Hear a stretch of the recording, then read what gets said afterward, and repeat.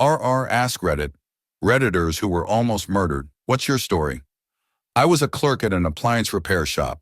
Some guy had brought his riding lawnmower in to be worked on, but decided it cost too much to have repaired, so my boss asked me to load it up in our lift truck and drive it to his address. I was 17 and had my relatively newly minted license on me, so it felt like a big responsibility, and I was happy to do it. I loaded it up just fine and drove to his address. When I started to unload it, I noticed that the battery was unattached. One of the technicians must have removed it to work on it or something. Unfortunately, I had no tools to put it back in. I checked the work order and it said, "Customer declined repair, needs replacement engine." So I thought, woo, he won't care because the engine is dead anyway. I rang the doorbell, and this fat drunk guy with no shirt opens the door suddenly. I had lowered the riding mower off the lift truck and had pushed it into his yard. He yells, "What the hell are you leaving that pile of junk in my yard for?" I said, "Is this not your riding lawnmower?" He says, "Hell yes, it's mine, but it's in pieces and I don't want the damn thing." What the F is wrong with you people? So I apologized and asked him if he wanted me to load it back up. I didn't know what else to say. For some unknown reason, this pissed him off even more, and he disappeared back in his house. I go back to the truck to radio my boss, this was back in the days before cell phones, to see what she wanted me to do. In the meantime, that drunk bastard stomps out onto his porch with a shotgun, leveled it at the truck, and pulled the trigger. The windshield shattered, and I literally couldn't hear anything but ringing from the noise. I jumped in the truck, started it up, put it in reverse, and floored it out of his driveway, almost going into the ditch on the other side of the road. He fires again, this time hitting the passenger side of the truck near the door, blowing shrapnel into the cab of the truck, which hit my leg and cut me a bit. I flew back to work faster than I had ever driven before, called my mom and dad, and told my boss I was never coming back to work there again. The cops came and took my statement, arrested the dumbass, and I had to testify against him a few months later, despite desperately never wanting to see him again. He only spent about 6 months in prison for it. Luckily, by the time things were settled, I had moved away to college and didn't have to worry about him anymore. Relevant comments. Batch of cookies. 12 commented, "I will never understand why firing a gun at someone with lethal intent would put someone in prison for only 6 months. That is insane." OP replied, "His lawyers argued that it wasn't his intent to kill me, so he was found innocent on attempted murder, but guilty to some of the lesser charges. That's part of why it still torques off my mom. I can hear her voice right now. That damn bastard should have been in prison for the rest of his life. But those pencil-necked sons of bitches said he didn't intend to kill anybody. By God, if someone points a gun at someone and pulls the trigger, as far as I'm concerned, that's intent."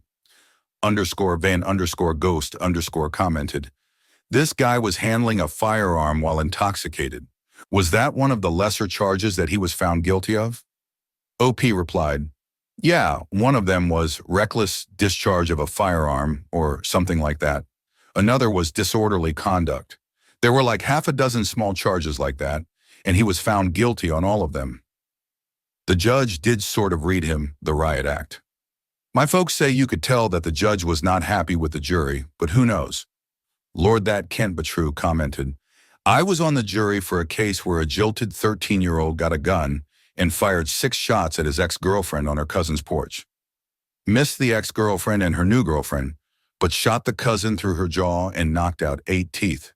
It took 10 hours of deliberation to convince the entire jury that just because he didn't actually kill anyone didn't mean that firing a gun with bad aim wasn't intent to murder, which in my state is a different charge from intent to kill. Don't ask me why.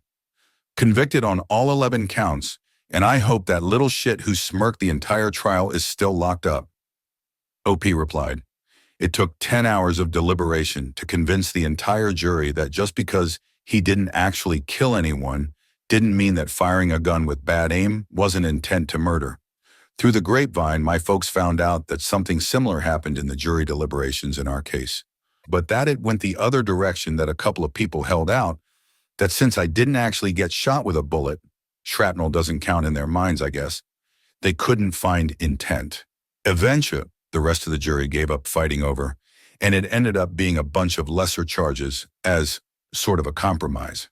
As an adult, I can look back and say that that probably wasn't justice. The guy and his family moved away after all this, so who knows what happened to them.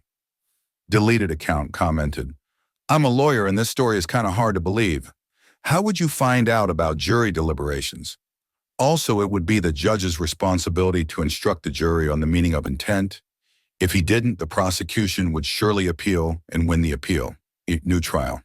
Even if he was found guilty of only assault with a firearm or causing bodily harm with a firearm, it would be a hell of a lot more than 6 months in pretty much any jurisdiction. Must have been a very long time ago in some very backwards jurisdiction. OP replies, it was in the Midwest, about 30 years ago. My mom found out about jury deliberations because someone on the jury was a relative, cousin maybe, can't remember, of someone who went to her church. She found out years later. I have no idea why the prosecution didn't pursue it further. I was a kid. Random account commented, LMAO, run up to that jury with a gun loaded with blanks and fire off some shots above them. Ask them if they could tell if you intended to kill them or not. OP replied, I was a kid at the time. I was just glad it was all over. Looking back, it was clearly a screwed up decision. I try not to bring it up with my folks anymore because it's a sore subject for them. Adrian J.E., 888 comments. How the fuck is firing a shotgun at someone not intent to kill? That's like if I threw a rock at the back of your head and claimed I didn't intend for your skull to cave in, like WTF. OP replied, who knows? My folks' theory is that there were a couple of holdouts on the jury who felt like intent required being hit by a bullet, and since I only got hit with shrapnel, there was no intent.